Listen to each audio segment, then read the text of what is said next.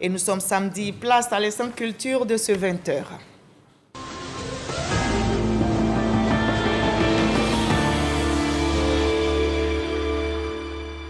Voilà, nous commençons par la commune de Cocody qui a abrité la 9e édition du Yorodé. Le pagne tissé était à l'honneur. Il y a eu des expositions et défilés de mode. Sèche pas comme Didi, sèche Coléa pour le témoignage.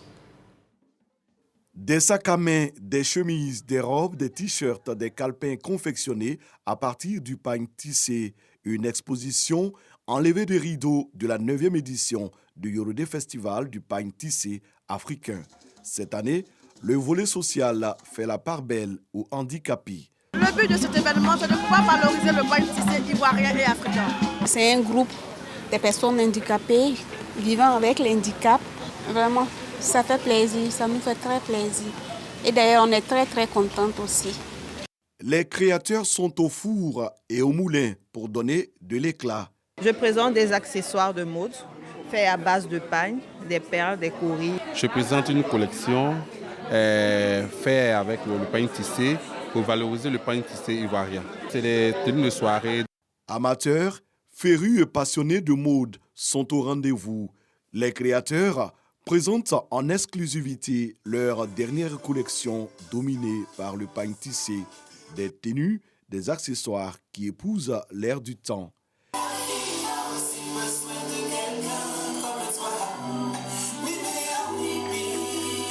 Les visiteurs saluent cette initiative qui met en lumière les matières ivoiriennes et africaines.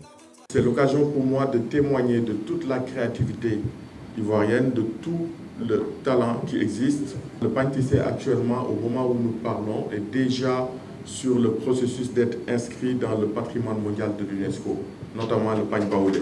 Cette 9e édition qui met en avant les personnes en situation de handicap souligne d'une part le caractère inclusif de ce secteur et d'autre part son importance socio-économique. Yorodé Nouveau Soleil en langue oué fait depuis 2003 la promotion du pagne tissé.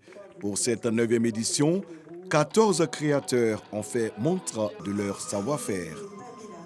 Et notre voyage culturel se poursuit. On part maintenant pour le district autonome des Lacs qui vient de lancer à Toumoudi son premier rendez-vous culturel baptisé Nzrama Festival. C'est une vitrine pour mettre en exergue la culture, le tourisme et le potentiel économique du district. Kader Sogodoro pour le reportage.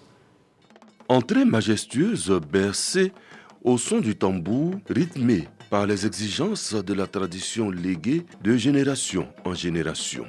Le peuple bron, à travers son roi, Nana Adengra Adjoumani et sa cour, invité spécial du Nzrama Festival, pensé, conçu et mise en œuvre par Raymond Goudou Kofi, ministre-gouverneur du district autonome des Lacs. Toumoudi et son stade témoignent de la première édition de ce qui se veut la vitrine idéale pour mettre en relief la diversité culturelle, touristique et économique du district.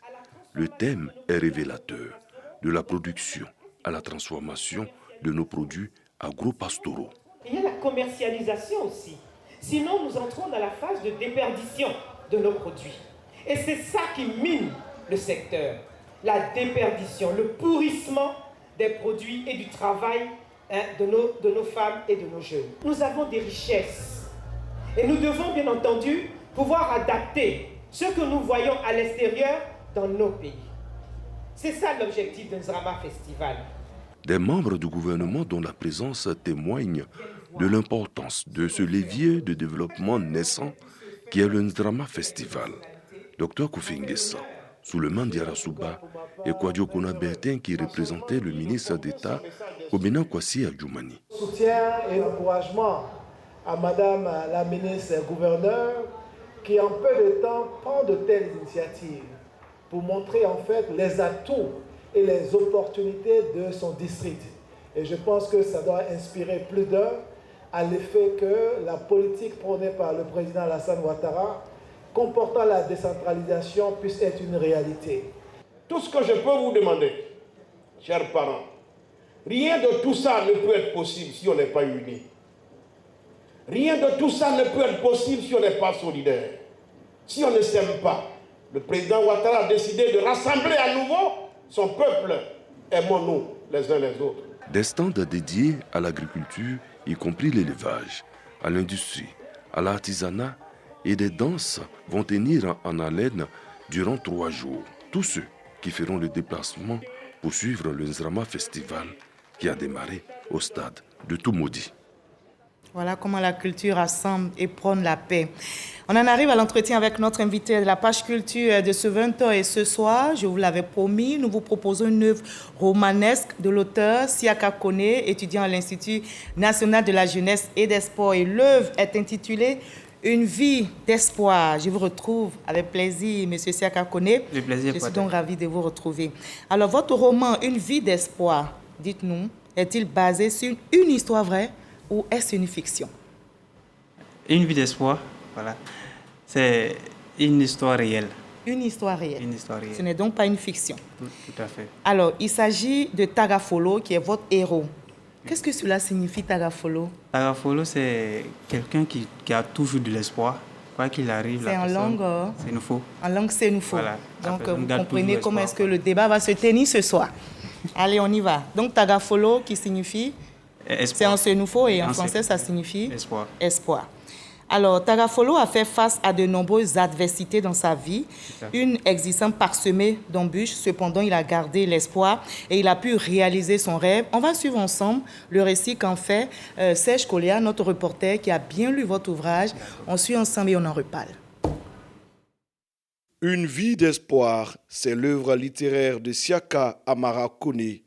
L'ouvrage relate la vie d'un jeune homme, Tagafolo, 9 ans, contraint d'abandonner l'école pour se retrouver à diriger le troupeau de bœufs de son oncle, sous prétexte qu'il est le fils aîné de son père.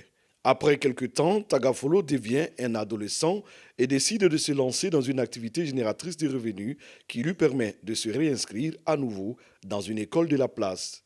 Tagafolo, le rejeté, devient quelques années plus tard un juriste qui fait la fierté de sa famille. C'est vraiment une vie d'espoir. La suite me plaît bien parce que la suite s'achève très bien. Alors, dites-moi, pourquoi les parents de Tagafolo, parce que sincèrement, ça m'a gêné quand j'ai lu l'ouvrage, ont-ils laissé faire lorsque l'oncle a décidé de retirer Tagafolo de l'école pour la raison qui est quoi? Surveiller son troupeau de bœufs? Oui, les parents ont laissé faire l'oncle parce que, vous savez, chaque peuple a ses principes et ses règlements. Et généralement au Nord, les parents, sinon les géniteurs de l'enfant, n'ont pas de mots à dire concernant l'avenir des enfants. Ce sont les oncles qui prennent toutes les décisions familiales. Cette coutume-là s'applique encore? Avec le temps, il y a de l'évolution, les mentalités ont commencé à changer et cela nous réjouit d'ailleurs. D'accord. Et dans l'œuvre, le revirement de l'oncle résident à Abidjan n'est pas clair. Pourquoi, dites-moi, pourquoi a-t-il finalement refusé de participer à la scolarisation de son neveu, Tagafolo? L'oncle d'Abidjan a refusé de participer à la scolarisation. Pourtant, au départ, il était partant. Mais au fait, l'oncle a été manipulé par son frère aîné du village. Il y a un frère aîné du village qui se nommait Nyango.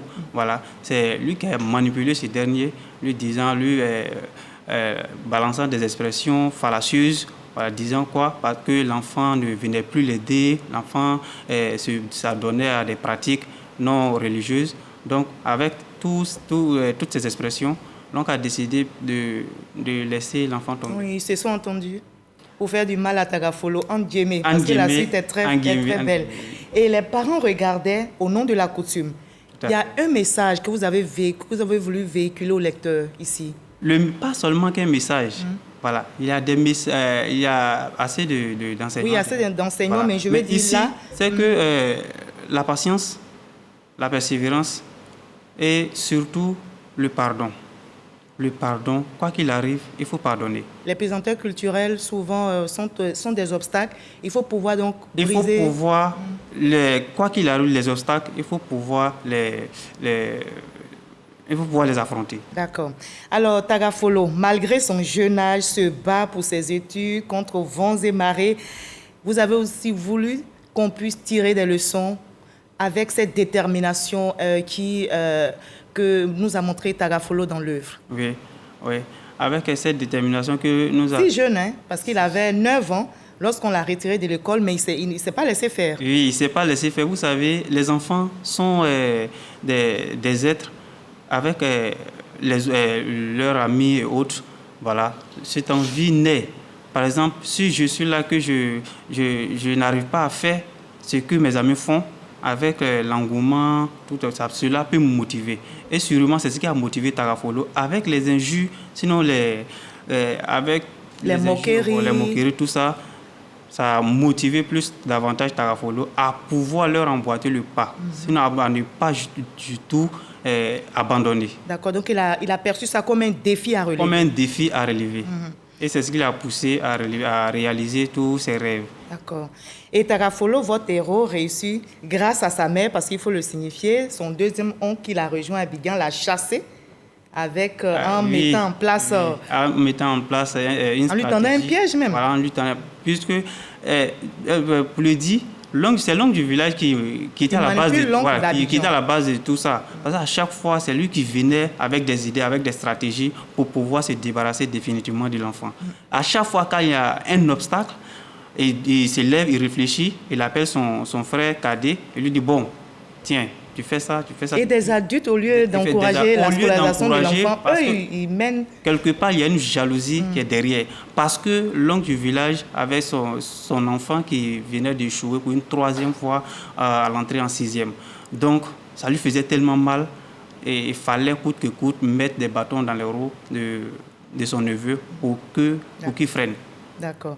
Et il va donc réussir, grâce à sa mère, grâce à sa tante, à poursuivre donc ses études. Il part en France et il revient avec une situation professionnelle réussie. Et puis, ce qui est bizarre, c'est que quand il arrive, il choisit de ne pas se venger de ses oncles. Au contraire. À la base, tout est une question d'éducation. Tout est une question d'éducation. Tout est une question de ce que nous avons réussi de nos parents. Voilà. Parce que c'est pour tous ceux qui ont lu l'œuvre, du début jusqu'à la fin, les deux géniteurs ne faisaient que prôner la paix. Ne faisaient qu'encourager, dire à l'enfant, quoi qu'il arrive, quel que soit tes ongles fait, il faut toujours te soumettre. Ils ont tout le droit sur toi. Et c'est d'ailleurs, c'est ce que... Mais c'est ce mutisme, il ne faut pas aussi l'encourager. On ne va pas aussi encourager à faire le mal. Oui, on ne va pas encourager à faire le mal, mais quelque part, on retient le positif. On retient le positif, pourquoi? Parce que tantôt, on pense que ces atrocités, nous vivons des moments difficiles. Mais quelque part, ça nous forge. Et ça a forgé Tagafolo. Voilà, quelque part, ça nous forge et ça nous mène à comprendre la vie autrement. Voilà. Voilà. Alors finalement, pensez-vous qu'il n'y a pas d'excuse valable pour ne pas réaliser son rêve? La pauvreté n'est pas une excuse. Parce qu'il faut reconnaître que Tagafolo était issu d'une famille quand même assez modeste. Mais il a réussi à réaliser son rêve, à s'occuper de son village. Il était riche. Finalement, la pauvreté n'est pas une excuse? Pour ma petite expérience, la pauvreté n'est pas une excuse. Il n'y a pas d'obstacle qui peut contraindre une personne qui a une bonne volonté. Tout est une question d'objectivité. Quand on a des objectifs, on se donne les voies et moyens pour pouvoir arriver à nos fins. Donc, quoi qu'il arrive, surtout à nos jeunes frères, à mes promotionnaires et autres, ce que je peux dire, c'est qu'on ne lâche pas une affaire. En tout cas, si l'affaire nous tient à cœur, il faut toujours poursuivre l'affaire, se donner les moyens et surtout, toujours les inconnus, que ce soit les inconnus ou nos connaissances, il faut toujours mettre le respect au devant des choses. Avec le respect, on arrive à déterrer assez de choses. Et à relever assez de défis. Vous avez évoqué les bienfaits de l'éducation. Voilà, Tagafolo qui a lutté contre vents et marées, malgré les difficultés. Aujourd'hui, il gagne bien sa vie. Vous avez aussi un rêve, vous êtes jeune. Oui. Lui, il a réalisé son rêve, Tagafolo, c'est un jeune. Vous aussi, vous avez un rêve en 2 secondes. Oui, j'ai un rêve. Mon rêve le plus cher, c'est de pouvoir un jour bénéficier, sinon aider quelqu'un, sinon des gens à se réaliser aussi. Parce que avec mon parcours, moi aussi, j'ai bénéficié des mains fortes. Notamment, je pense à la famille Diarasouba ainsi qu'à la famille Sanogo qui m'ont assez apporté de soutien. Et aujourd'hui, j'en suis tellement fier. Tout ce que je demande au Seigneur, c'est de me donner des moyens pour que je puisse rendre l'appareil, pour que je puisse prendre un jour quelqu'un à ma charge et puis réaliser ses rêves. Très beau rêve. Et vraiment, nous prions que cela se réalise. Je demande que chacun, sinon les jeunes, soient audacieux. Voilà, il faut toujours oser, il faut toujours oser. N'ayez pas peur d'approcher les gens. Il y a certains qui veulent aider, mais eux aussi, de leur côté, ont peur parce que les jeunes de maintenant ne présentent pas de bonne image. Il faut pouvoir oser, mais dans le bon sens. Merci beaucoup, M. Siaka Kone. Merci d'avoir été notre invité de la page culture. Je rappelle que vous êtes étudiant à l'INJS. Merci de nous avoir partagé votre optimisme en la vie et aux vertus de l'éducation. Voilà, l'auteur Siaka Kone nous offre un véritable trésor avec une vie d'espoir que je vous recommande fortement. À travers le parcours inspirant de Tagafolo, ce jeune héros incarne à la fois courage, détermination. L'école lui a ouvert les portes. Ne refermons pas l'école à nos enfants. Que le savoir, l'espoir soient accessibles à tous. Le rêve est permis, dit-on. Rien n'est impossible. À demain 20h.